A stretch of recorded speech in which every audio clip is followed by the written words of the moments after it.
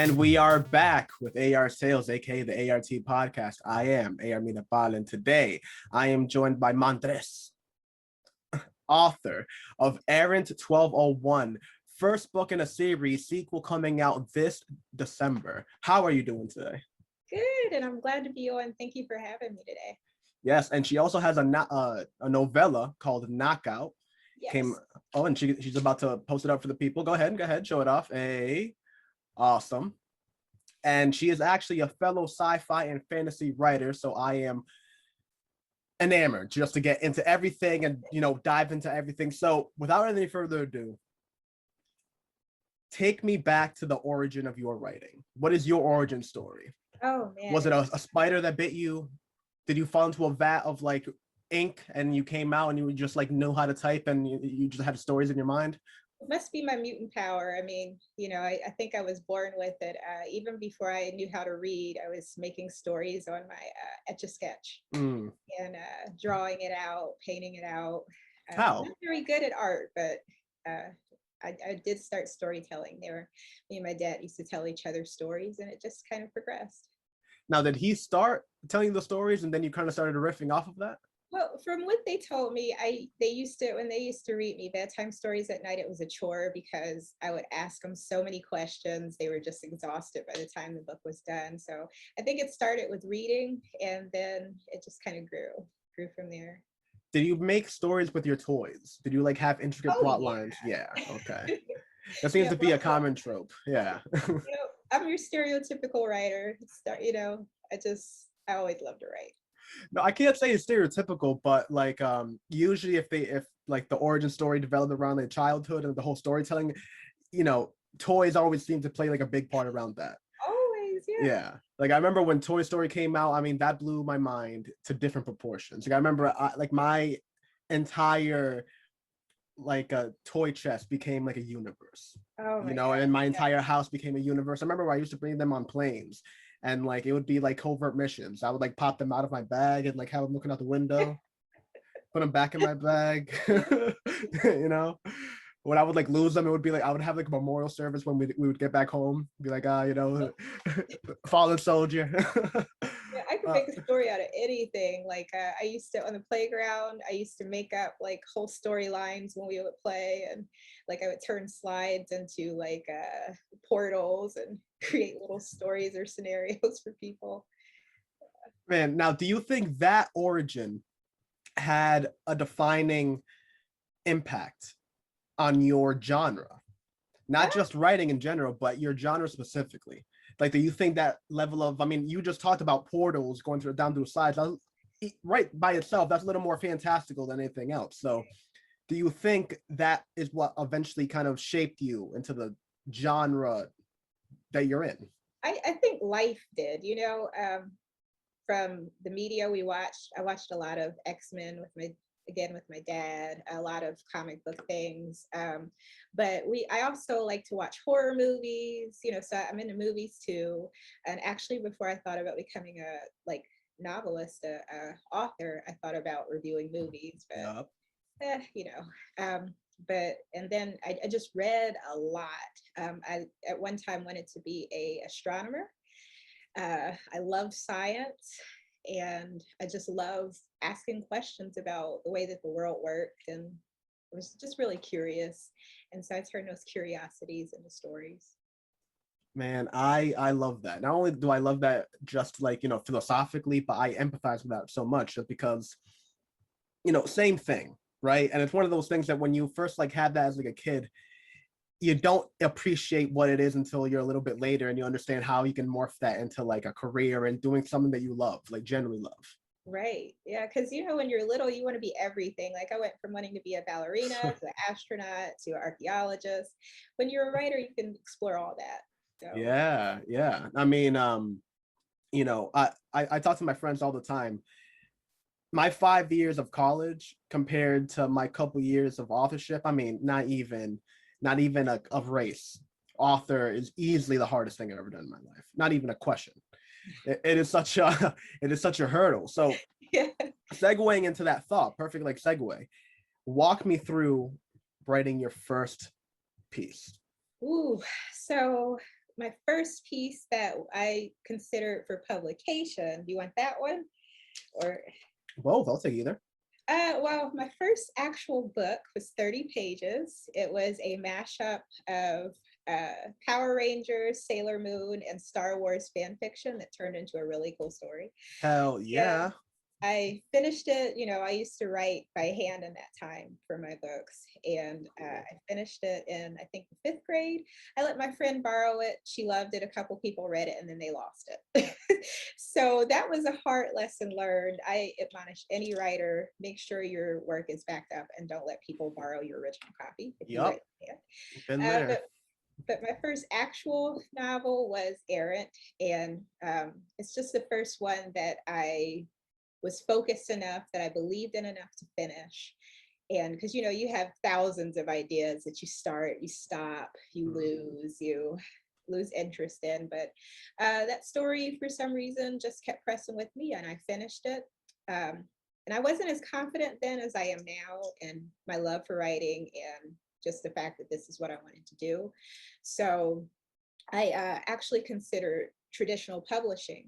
And there's this website and this platform called Swoon Reads. I don't know if you've heard of that, but if you write YA stories, you can submit it there and people will read it for free. You can submit it for free and they will rate your work. And based on what readers say, you actually could get a traditional publishing deal through them. So it was a great experience because I got to see the quality of my work, if my story really worked, and if it was even worth like going through all the rewrites and doing everything that I needed. And in its rough phase, a lot of people loved it. And so that really gave me the validation I needed, not just to publish, but to publish myself, because I have too many stories kind of that I want to work on to wait around for somebody to tell me yes or no that my work is worth it. After figuring out that, after hearing from so many readers, I knew it was worth it. And I kept going. And after a mismatch of a whole mashup of edits, I call it my Frankenstein baby, I self-published during the pandemic because why not? The world was paused, and if we're going to go through all this, might as well do something that I enjoyed instead of focusing on stress and worry and end of the world seemingly. So that's the story. Yeah, it actually seems that COVID is becoming kind of like our cosmic cloud, like our origin story. Like so many people are coming out. It's like, oh, I just started this new thing during the COVID, why not? I was trapped in the house, I had nothing else to do. Realized my 9 to 5 really isn't as secure as I think it is. Yeah, I think it's kind of like, how the Renaissance, after the bubonic plague and all the disease happened there, you had enlightenment. So I think sometimes that stress and times of uncertainty can really push out, our brightness, what makes us special and what we really should be doing. And that's an interesting thing that you referenced. Would you say that you are a fan of history? Yes, I love history, but I like learning actual history and not like biased history. So I do a lot of research. I'd rather watch a documentary than a biopic on something. I like to see the real people, the real stories. And it's funny because now, like in our current generation, we're learning so many things that were misrepresented before or things that were buried. So I highly appreciate that. Yeah, especially that a lot of the current information that we have in itself is portrayed as misinformation depending on what source that you look at it from. Right. And so much so that it's almost hard to find the original source, right? It really is. So you kind of have to dig for yourself, and there's fun in that, and finding information and knowledge yourself and being able to have, like intelligent conversation about it. Now, bringing that to writing, do you think that your love of history, and specifically factual history, as I love that delineation that you put in there. I don't know if I just said that word right, but we're going to slide right past it, right? No question. But do you think that affects your writing? Do you think you bring that into your storytelling? I actually like doing writing set in contemporary settings, or a lot of different places that I can kind of create myself. Though I love history, I don't include it because there's that same pressure, you know, to have that accuracy. And I prefer to kind of pull from things that I know, things that I've experienced, things that I can see, or things that I can question and think about, rather than get into those like specific details or things, you know. So you probably won't see any historical fantasy or sci-fi from me, but Well, I meant more in the sense of like you draw inspiration from it, like just your example right now with the bubonic plague and comparing that to the current well, I COVID. think so, yes, because history, you know, it's a big part of our foundation, you know, and there's that age-old saying that if you don't learn history, it'll just repeat itself. And so I do think that's important. And there are elements of, you know, I talk a lot about legacy and heritage and, you know, just personal history and things like that. So it does have an influence. And I mean, even down to like mythos, you know, the types of stories that we reference, the types of legends that we reference a lot in fantasy and sci-fi, even those historical stories. So I think history is kind of ingrained in everything. Yeah, that's a really good way of putting it. It's kind of the same way. How do you feel about romance within your stories? I feel like history and romance are one of those things that are just like inherent as far as inspiration goes. So romance, I am a hopeless romantic, but when it comes to including romance in my work, you know, I'm like, where am I going to fit this in? They have like 50 million things to do, you know, and they just met. So, you know, I'm kind of like a more realistic romance writer as far as they're not going to fall in love overnight. And I like exploring those, actually more so relationships, because, you know, love is more than just romance. You've got bromance, you've got sisterhood, you've got family, found family. So I tend to more stick to, I guess, relationships than you know, specifically romance, because it's there in my stories, but it's not the main focus. And so I think more so I would deal with love or relationships when it comes to what I focus on. I just realized right now, as I asked the question and you answered it, that romance in itself has like a stigma to it nowadays. Yeah. Like you immediately thought of me thinking about like, you know, like all the romance that we see on Instagram, where it's just like, you know, a guy's like six pack, you know, chiseled, or a girl like, you know, Right. whether the panties just being Right. taken off, or you know, something like that. I Right. met it in the form that you just said it. Like for example, I'm sure you've seen the movie Inception. Yes. Would you call that a romance movie? Yes, to an extent, but it's one that's not But it's not the usually focus. explored. You know, I Yeah. think when you automatically hear romance, you hear the tropes. And I love tropes as much as the next person. I think tropes are like candy bars. You know, you have your favorite and you just devour it. But I think that especially with mainstream publishing, they push a certain idea so much that you can't really explore the vastness of relationship, you know? And so when I do touch on romance, I try to make it like something that you don't usually see. Like right now I do young adult genre. So, you know, you see the love triangles, you see like the girl that falls for like a vampire or supernatural creature, or you know, and he's always pushing her away and telling her, no, I'm too dangerous to be around, stuff like that. So those, you know, we have those. So I want to explore things that aren't talked about. Like in my next book, there will be unrequited love, or like, because they haven't been together long enough for that.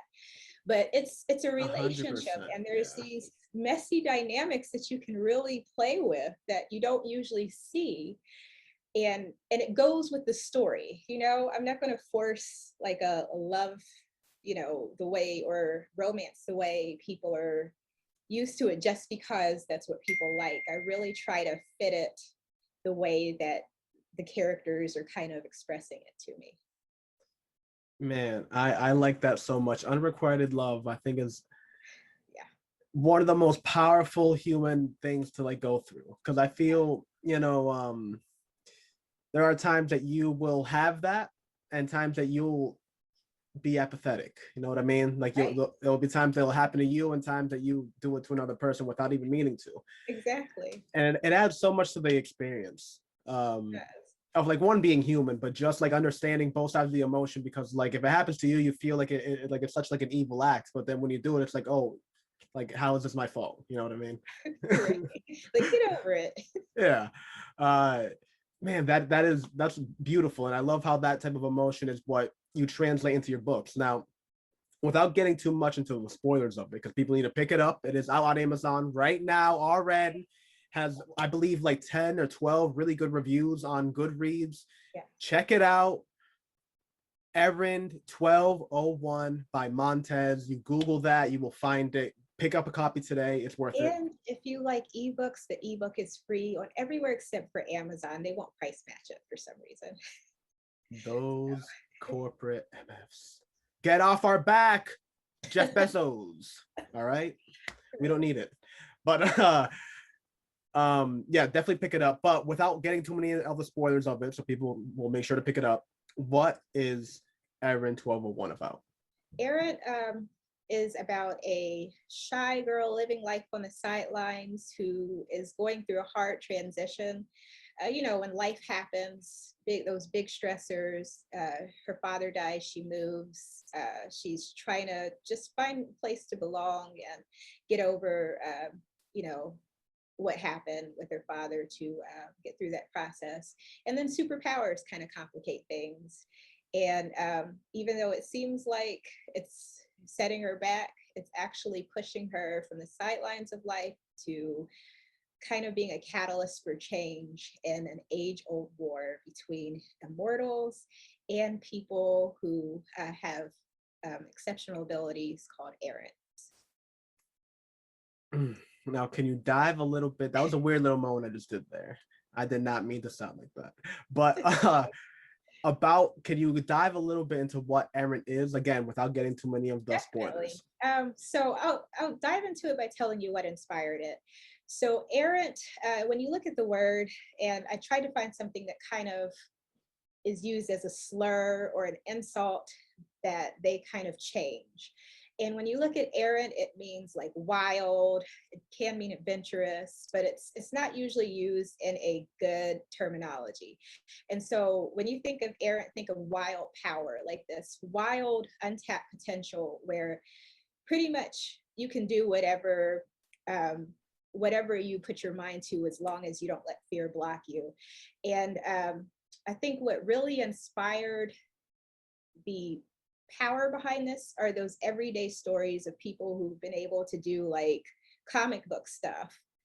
And I mean, they're everyday people, like mothers that lift cars off of their children to save them, you know. So that got me looking at kind of like how our adrenaline works. And when we're pressed under stress and we're trying to survive, you know, we're able to do things that we wouldn't normally do.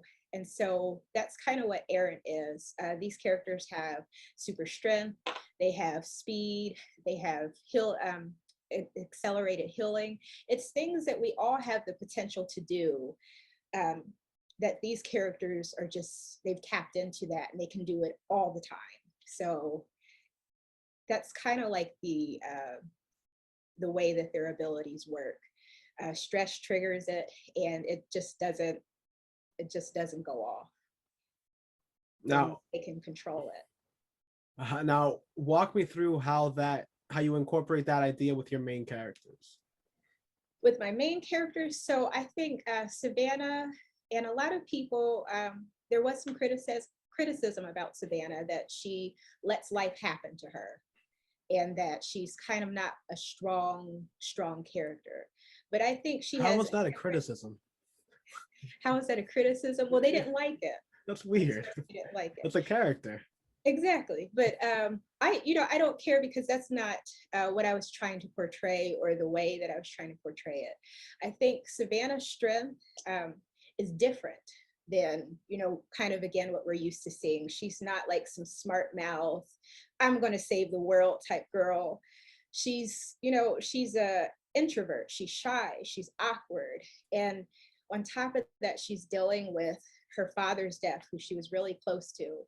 And, her mother is getting remarried. She's uprooted her to a whole new life. So, I mean, those are stressors that everyday people go through, and a lot of us struggle to handle. So I wanted to show like what she's going through, on top of, hey, now I have superpowers, and, I'm trying to fit in and find my place in the world, and I'm 16.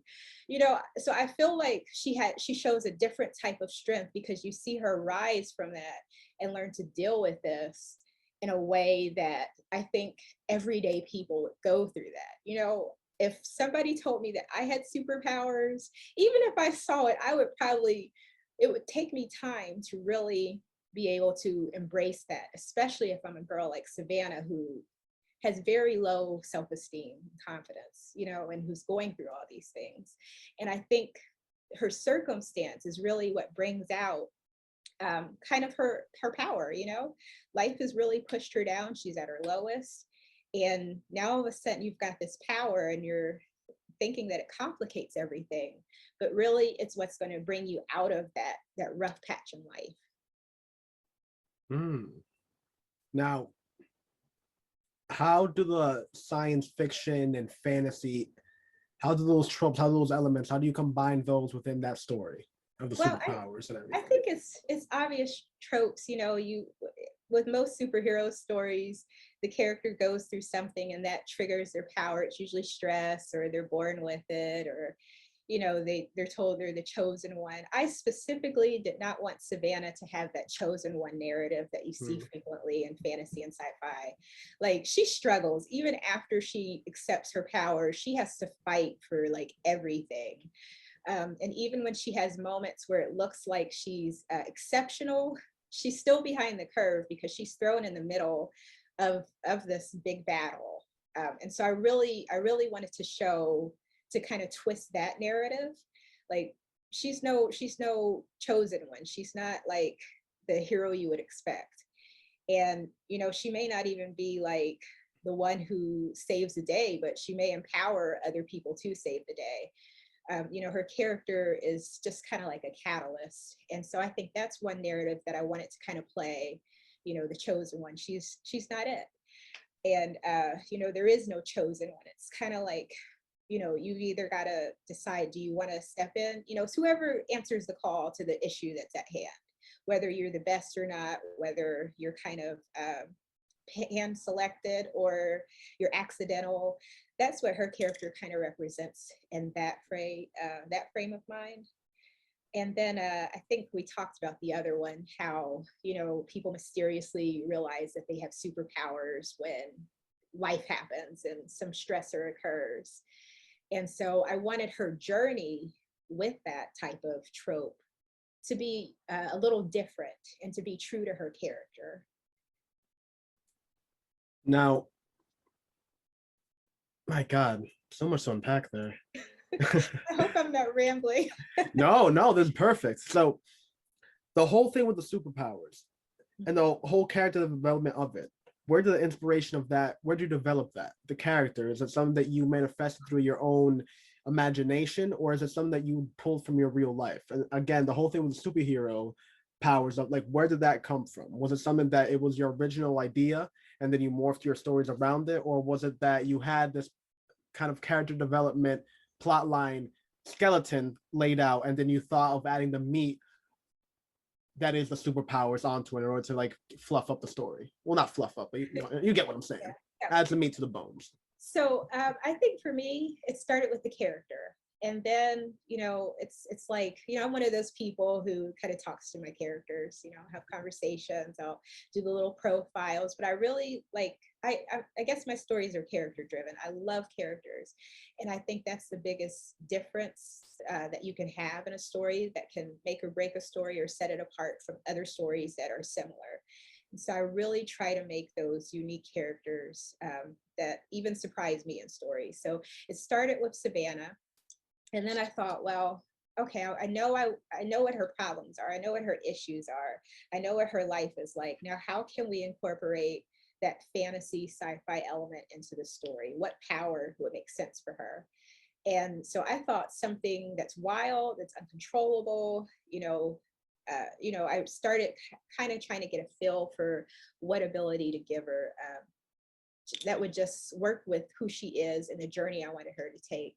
And, you know, like I said, I watched a lot of movies, a lot of sci-fi, a lot of horror. I love comic books, anime. So a lot of that kind of helped me draw on that, but also make it unique to the character using my personal life. Like I said, just seeing everyday stories, everyday people being able to do what I wanted her to do. And that's kind of how it's been. Now, I like that little sentiment that you kind of ended on. If you had to write a works cited for the book, right? Like you had to for like those college papers that you, or like high school papers, whatever. What movies do you think you kind of drew inspiration from? Okay, so automatically, and it's funny because you kind of don't realize what you draw inspiration on kind of sometimes until people mention it. Yeah, I I hear you with love that. Cassandra Clare's Mortal Instruments series. And I have to say that the scene where she discovers that she's a shadow hunter when she first sees them, that kind of, I guess, undercurrently inspired Errant's beginning, because she's out and about, Clary is out and about, and she sees like this weird show, this weird circumstance going on, and she's like freaking out and nobody else can see it. So that was a scene. And then I think I just loved her writing so much. So Cassandra Clare, all of her Shadowhunter books probably, and that's one inspiration. And then the movie Wanted. I don't know if you've seen that. Oh, of course. Yes. So I love the high pulse adrenaline and action in that. So that was something that I think undercurrently inspired that, because when I first started writing this, I think that was around the time frame that I was watching movies like that. And, all those books similar to that kind of came out. So I love the action in it. I love the fantastical and scientific elements in that, and the fun action. I love action pulse stuff, those blockbusters. And let's see, what else would I say inspired? Like I said, X-Men, anything with superheroes. Yeah. But I think the character development side, probably like the older things, like I read, believe it or not, a lot of Jane Eyre and the romantics and the poetry. So, and I love Edgar Allan Poe, his kind of like over the top psychological descriptions. And so I think those are kind of undercurrently in my work as well. Just getting that emotive, dramatic passion kind of behind the characters. So I've, toned it down some. But yeah. No, I love how you bring all these different aspects and like genres together. I mean, to me, which is again kind of like harkens back to what I said about the whole thing with romance. I think that in good writing, inherently a whole bunch of other genres just kind of have to trickle in there. Like you don't need to have romance in your face, that sex scene when they're ripping off their clothes with the girl's teeth or whatever you want.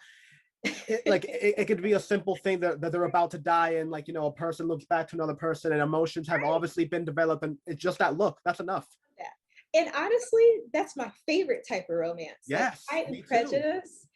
I love that movie, the 2005 edition. I love that movie because of the way that the romance was so subtle, like there's a scene where Mr. Darcy, like he grabs her hand to help her off of the horse, and then you see him flex his hand after that. I mean, that conveyed so much, that just kind of made my mushy, hopeless romantic heart just burst. And they didn't even like kiss. There was no, you know what I mean? It was the subtleties of it. And so I love elements like that in my stories and in the things that I kind of like pull in for inspiration.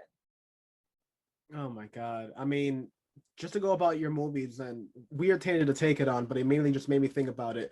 I was watching a YouTube video. I can't give the reference if I wanted to. Shout out to whoever did this, but they were a pretty well-known movie reviewer, and actually it might have been a director if I'm remembering correctly. And they were talking about what is their most impactful romance scene, and their credit, what they gave as their number one, was this movie with Anthony Hopkins, and I can't remember the other actress's name, but it was a movie that she played. I think he played like a butler and she played like a maid, and obviously it was like at a time frame where like romance from the house. I mean, it's strictly like crazily forbidden, and those two people were very moral people, so like they would never think of it. and they never kiss or hook up throughout the entire movie, but there's like a little 2-minute little scene like in the like 45-50% mark of the movie where he is like really excited about a book he just read and he gave it to her, and just the look that he gives her when he gives her the book, that's it. Yes. All right, that's better than the whole 5 hours of that Titanic to me. That is better than anything. Wow. That is just, you know, that emotion, just understanding the layers behind that, and the amount of emotional paint work that you can throw onto that. To me, all art is art, in the same way that when you look at the why Mona Lisa is awesome isn't because like he painted a girl with a pretty like decent looking face. It's that like you can look at it and interpret so many meanings behind it. Exactly. That's what art is. That's what good art is. And like the same thing goes with writing to me. You don't have to write this crazy. I mean, people love to say that, oh, show don't tell, but like there's certain times that just the telling is a little bit better. Yeah, and I think a lot of what makes a good story is being genuine, just letting it flow and not forcing things because you think that's what people want. Tell the story like it's coming to you. You know, that's the real story. And a lot of times when I've really been able to do that, my story surprises me, and it's the most genuine thing. And like you'll be surprised at like what people pick up from your stories that you didn't even really think of, you just kind of unconsciously put in, because you know you're just telling the story, you're not forcing it, you're not trying to rework it, you're just letting it flow. But I think that's so important in writing. You know, if you're going to write, tell your story, tell it the way it's coming to you, and don't let like pressures of tropes or what people say, you know, kill the vision for your story. Man, I agree with that just so wholeheartedly. And it's almost a little what's the word? Hypochondriac? No, that's not it. That's like medicine. Hypocritical. There we go. It's a little hypocritical on my end because I'm a meticulous planner. But I do love the idea of like actually believing that your story is fluid and genuine and letting it go of how it would be if it was in real life. Even if you throw this crazy superpowers, alien attack, whatever you want to do, you still have to make it based on some type of, you know, you have to be able to stand. You can't just have your story in the clouds because there's nothing to go off of. You can have your story go to the clouds, but you can't start from the clouds. You can still plan, but flow. Like when I say that, like I make an outline of everything I know is going to happen. And you know, I have my outline, I have it worked out, you know, cut into the 3-part structure. But when I get to a point and I feel stuck, I realize that something's not working. And so I'll ask my characters like, okay, what are you trying to tell me? What are you really doing? And those leaving those little moments where you can kind of just be flexible to kind of work something through.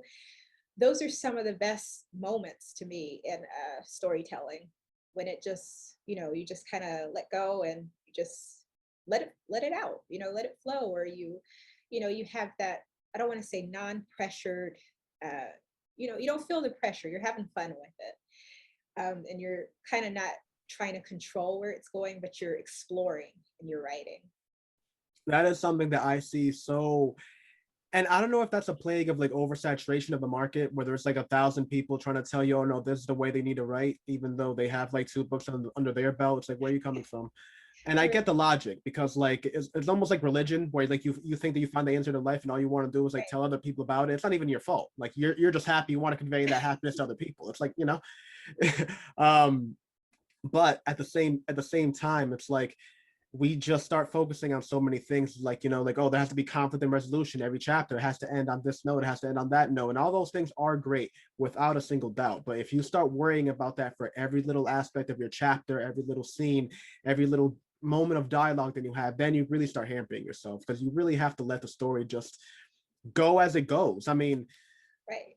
And that's what editing's for. You know, editing's for worrying about all that stuff. And I tell people that because a real good editing process, it's going to take a while. You're going to have several rewrites. So just when you're in the writing process, just have fun with it, you know? Leave that pressure for the edits. Now, that's a great segue. So you're currently writing the sequel of ERRANT. Can you talk a little bit about that? You know, reveal a little bit of the cover. The cover I don't have ready just yet, but it will be similar to Errant's cover. If you've seen it. Yeah, show it off to the people. Beautiful. Show it up a So little higher, a little higher. There we go. So it'll have those dynamics to it. You'll have, probably a silhouetted figure with a dynamic background like that, that it kind of flow or invert what Savannah's cover looks like. And I will put this plug in there. If you are really interested after we talk about it and you want to follow the progress of the book, you can follow me on Goodreads. I put little teasers, little snips, little updates about that as I go. It's kind of like an accountability thing, but also just to really generate some excitement for the sequel. Because I'm super excited about it. It actually follows one of the side characters from the first book, which is Savannah's cousin Angie. And if you've read the first one, Angie is like her perfect, beautiful blonde cousin. They come from money. She's like your Serena Vanderwoodson, or just the it girl that everybody either loves to hate, or wants to be like, or wants to date. But she's not going to be a Mary Jane. And in fact, a lot of the characters who you may have been introduced to in the first book, you're going to see in a whole nother light. And so that's one thing as far as characters. So if you read the first one, you're going to see a lot of the same characters. Savannah's going to be back. There's going to be a big family blowout. They're going to reunite for a little bit. It's just going to be drama. But also, you get to learn more about the villains from A.R.T.'s story.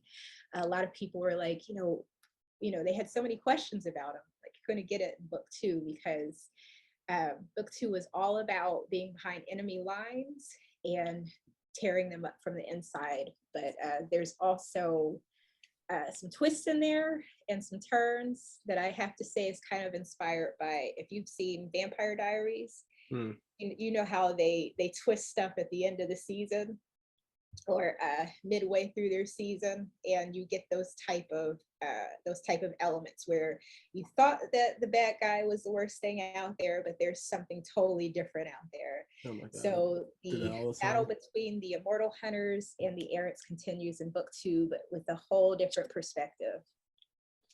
Man, I have to say, I actually did something similar for my book. So my book 2 is actually from the point of view of side characters from book 1, and it kind of like the same kind of like ordeal where you just get a whole different view of what went on, and like, a little bit of backstory, a little bit of just cumulative lore, and just putting everything together, just a different side of the planet, and just like different point of views. I love stories like that become almost a literary universe. Do you think you got that from Marvel? I feel like a Marvel. Oh, yes, definitely. I looked at, and actually looking at Stan Lee's story is another thing that inspired me to become an independent author. I looked at his hustle. I looked at his passion, and I'm like, you know what? I can do that. Mm-hmm. Just start where I'm at. So his story really inspired me, because you see how he's made an impact on our society, to the point where, like, you could talk about Marvel all day long. And there's so many other people that love it. It's created a whole community of people. And that's kind of what I would like to do with the stories I tell, and just see where it goes. So this is definitely a universe. You're going to see a whole lot more characters that come from this, that are connected loosely. So even if, Savannah is not the type of hero you want to read about, hopefully you'll see yourself, or you'll be able to connect with another character. And, there'll be those Easter eggs, all those things. Man, you gotta love things like that, because, like, again, it's just riffing on the whole Stan Lee thing. Like, that form of storytelling, again, is what inspired me just so heavily. I mean, when you read a story like Percy Jackson, there's Easter eggs, sure, but not to level that like Marvel is. Yes. I mean, like, Marvel is like, the bully that, like, hit him one time on the back of the head, and series 1, never mentioned again, has a whole other series. Right. you know, him getting hit by Peter somehow, like, you know, changed his life. He got bit by a radioactive, I don't know, beetle. Now he's the beetle doing some crazy shit, right? Like it's like I love that. And again, it's one of those things that to me is what is the most important part of like creating a universe like that, that, you know, it's the opposite of what I call the Harry Potter effect. The entire universe of Harry Potter revolves around Harry Potter to the point that almost everything else is like subsequential. It's like okay, whatever. And Harry's not even the most interesting character. Yeah. You know, that's what's kind of frustrating, because you've got like Hermione, who could take over the world with her smarts, and you've got like the Weasley brothers who are training dragons. It's like, can we learn more about them? Yeah, and the thing is that I'm sure there's a whole bunch of, I mean, with the amount of fan base that she has, I'm sure she could go off on any team that she wants, and it would sell a lot more than my book. But the main focus of it is that like the main series that she developed is kind of like this idea that really Harry is like the magnetic north and south, like everything just polarizes around him. Yep. Whereas in the stories that, you know, are in Marvel, that I'm trying to create, that you're trying to create, it's a universe that all you're seeing is a snapshot of the character's point of view. Right. So Errant 1201 is the story of Savannah, and that is it. But her universe is expansive. It's a lot more than just her point of view. Yes. It's almost like that baby development period when they realize that like life continues after they're gone. Like they get like an apple and the apple goes away and they're like, wait a minute, what?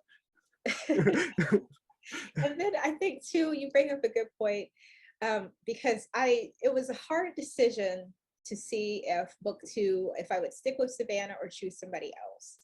And I realized she could not tell the story in book 2. There's so many things, like you said, that were outside of her, that are bigger than her, that she just can't address because she's not privy to that information.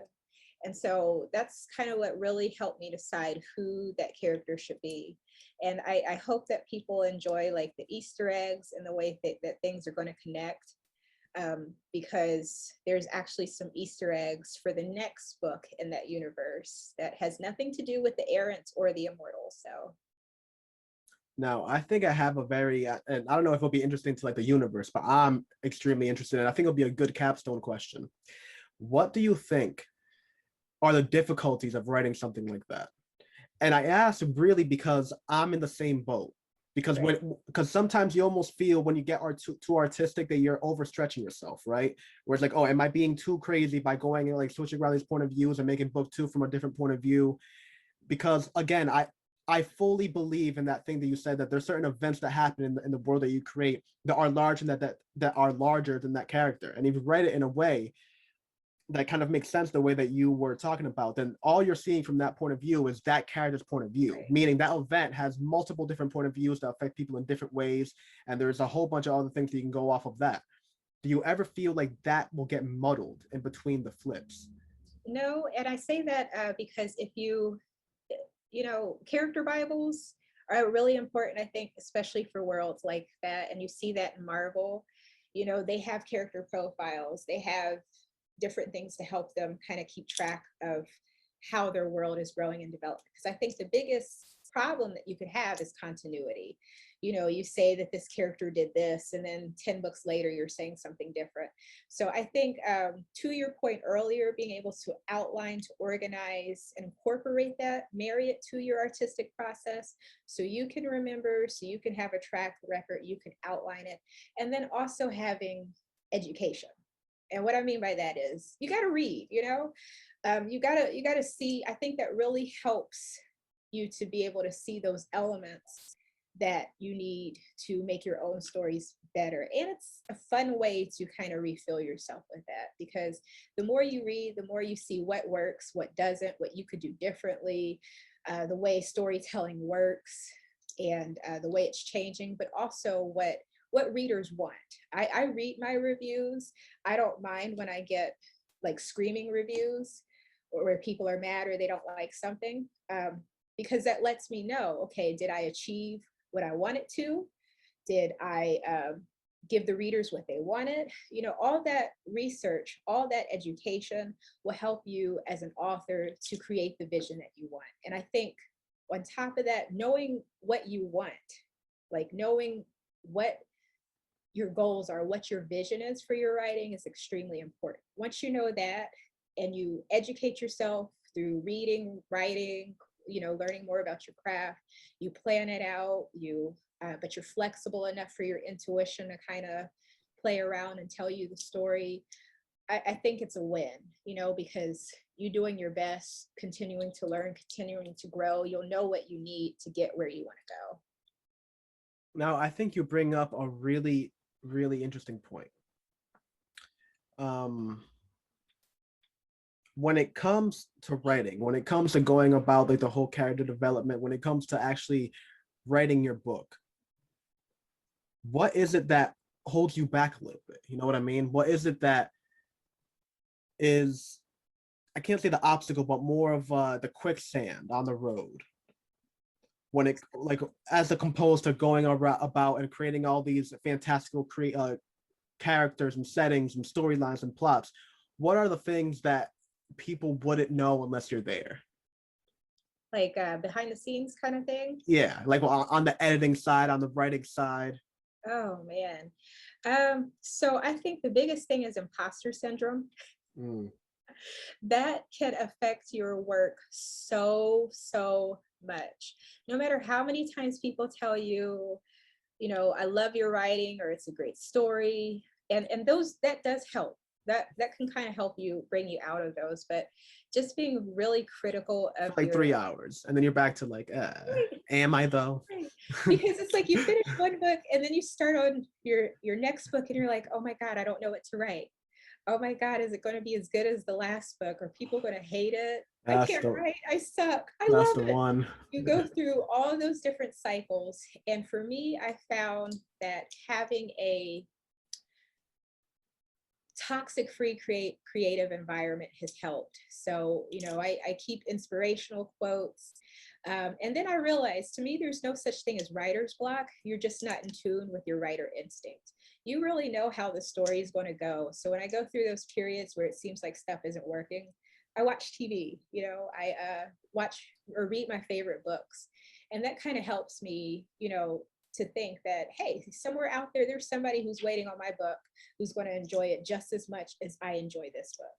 It's kind of like wanting to pay it forward. All the books that brought me joy, I want my work to do that for somebody else. And so it's finding a way to navigate through those mental pitfalls that we have a lot of times as creatives, with the things that really help inspire you. You have to remember your why. Why are you doing what you're doing? And then that helps keep you going, but also paying attention to your inner instinct. So to me, I don't believe in writer's block. I just believe you have a creative GPS that will, is trying to tell you how to take your story and where to go. So that's my biggest struggle behind the scenes with writing, that I find prevalent for me. Beautifully said.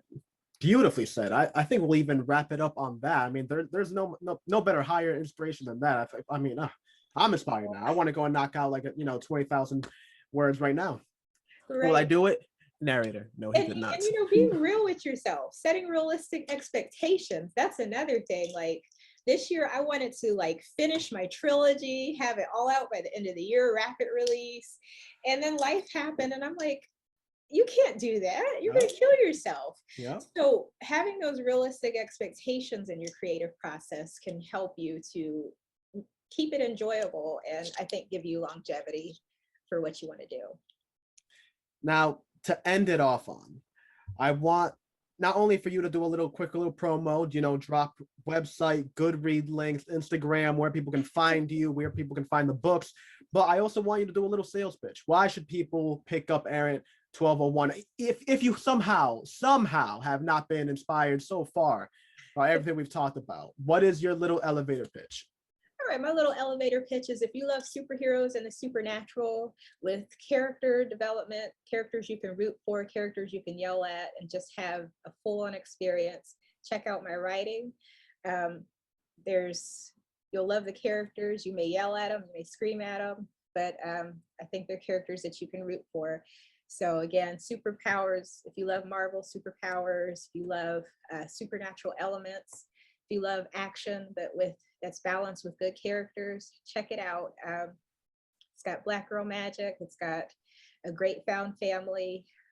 All those elements that you love in the blockbuster Marvel movies.